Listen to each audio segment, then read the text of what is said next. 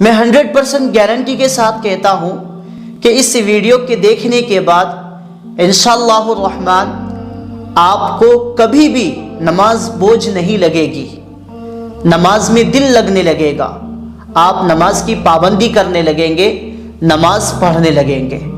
جی ہاں ناظرین و سامعین، نحمدہ ونصلی علی رسولہ الکریم، اما بعد، اعوذ باللہ من الشیطان الرجیم، بسم اللہ الرحمن الرحیم۔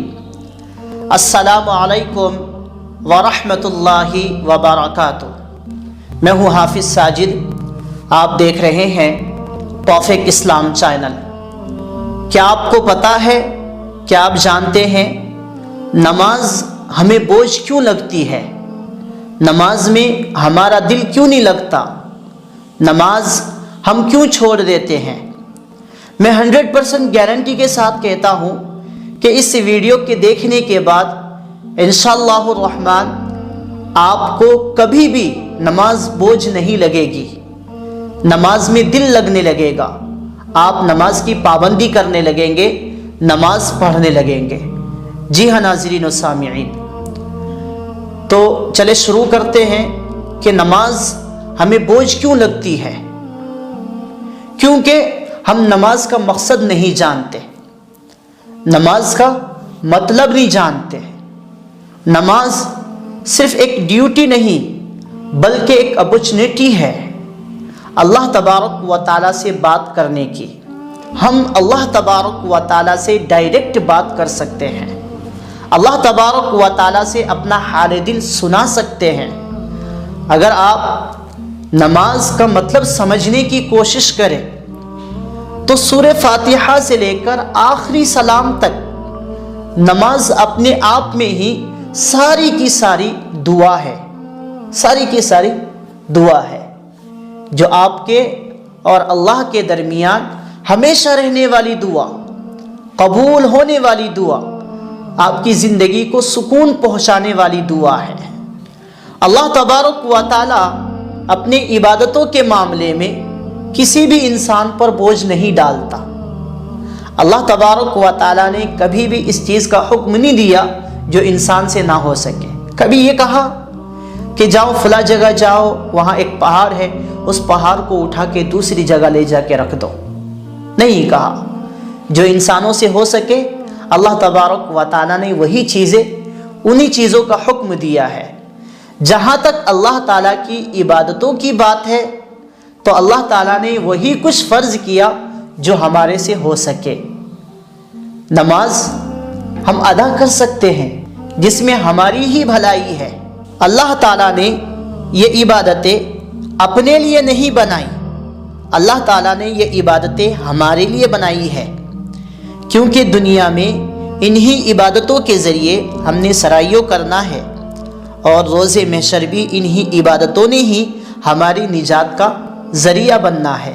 ذرا سوچئے کہ اگر اللہ تبارک و تعالی ہمیں انسانوں کے رحم و کرم پہ چھوڑ دیتا، ہمارے پاس نماز جیسی پناہ گاہ نہ ہوتی، نماز جیسی پناہ گاہ نہ ہوتی تو پھر ہمارا حال کیا ہوتا؟ اگر ہمارے پاس مدد مانگنے کے لیے، رونے کے لیے، اپنا حال دل سنانے کے لیے یہ سجدے نہ ہوتا تو ہماری روح سکون کیسے پاتی؟ ہم خوش قسمت ہے کہ اللہ تبارک و تعالیٰ نے ہمیں ان تمام لوگوں میں سے ہدایت دی جو اب تک بھٹکے ہوئے ہیں۔ اس سے بڑی اور کیا نعمت ہو سکتی ہے؟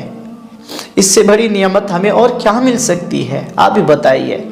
نماز کائنات کی سب سے سیف جگہ ہے، ایسی جگہ جہاں برتر اور کمتر دونوں ایک جیسے ہوتے ہیں۔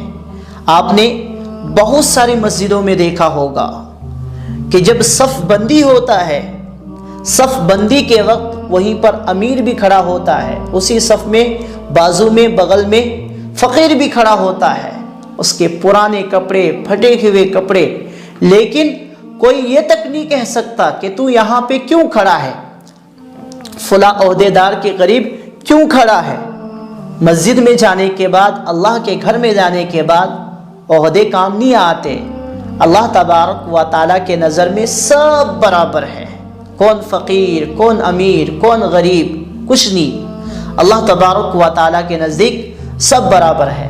آپ تنہائی میں کبھی غور کیجئے، جب آپ اکیلے ہوتے ہیں ٹیرس پہ جا کے یا کسی ایسی جگہ پہ جا کے جہاں چاند نظر آتی ہو، وہاں جا کر اس چیز پہ غور کیجئے کہ اللہ کے نبی صلی اللہ علیہ وسلم بھی اسی چاند کو دیکھا کرتے تھے، اسی چاند کو دیکھتے تھے، اور اس کے ساتھ ساتھ جائے نماز پہ کھڑے ہو کے، مصلی پہ کھڑے ہو کے، خواتین ہیں، مائیں بہنیں جو اپنے گھر میں ہی نماز پڑھتی ہے، مرد حضرات جو مسجدوں میں جا کر نماز پڑھتے ہیں یا کبھی کبھار کسی عذر کی وجہ سے گھر میں ہی نماز پڑھتے ہیں، تو ہمیں جائے نماز پہ کھڑے ہو کر یہ سوچنا چاہیے۔ ہم نے کبھی نہ سوچا ہوگا کہ یہ وہی جگہ ہے جہاں رسول اللہ صلی اللہ علیہ وسلم ہر مشکل گھڑی میں آیا کرتے تھے، ہر مشکل گھڑی میں آیا کرتے تھے، جائے نماز پہ کھڑے ہو جاتے تھے ہر مشکل میں،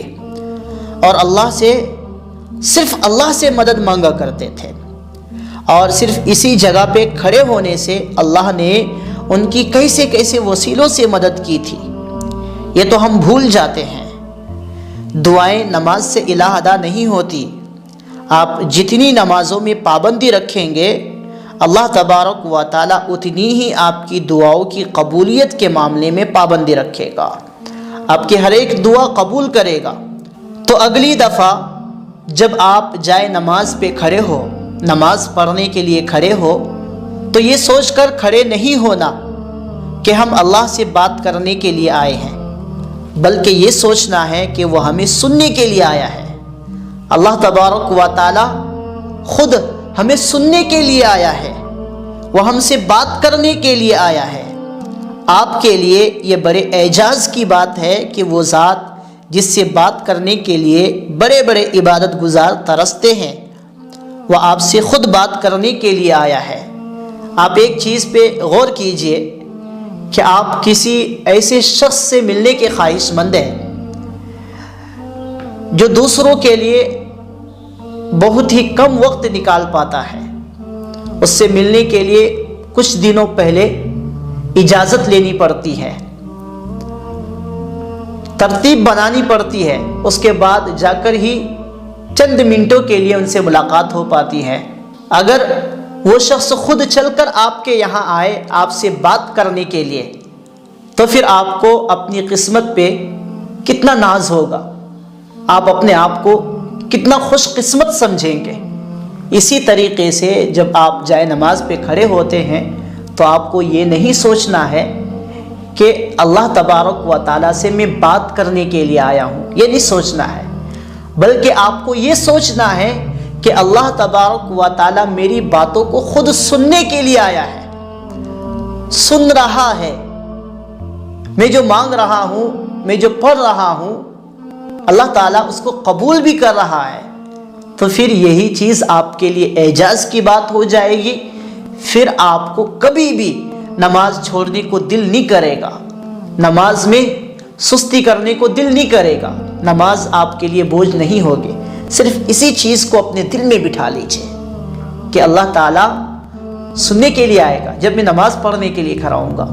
اللہ کے نبی صلی اللہ علیہ وسلم ہر ایک مشکل میں، کوئی بھی مشکل ہو، کوئی بھی سچویشنز میں جائے نماز پہ جا کر کھڑے ہو جاتے تھے۔ اللہ تعالیٰ نے اس کے ذریعے سے اللہ کے نبی صلی اللہ علیہ وسلم کی ہر ایک مشکل کو حل کر دیا، کیسے کیسے مدد فرمائی، آپ نے تو بہت سارے واقعات سنے ہی ہوں گے۔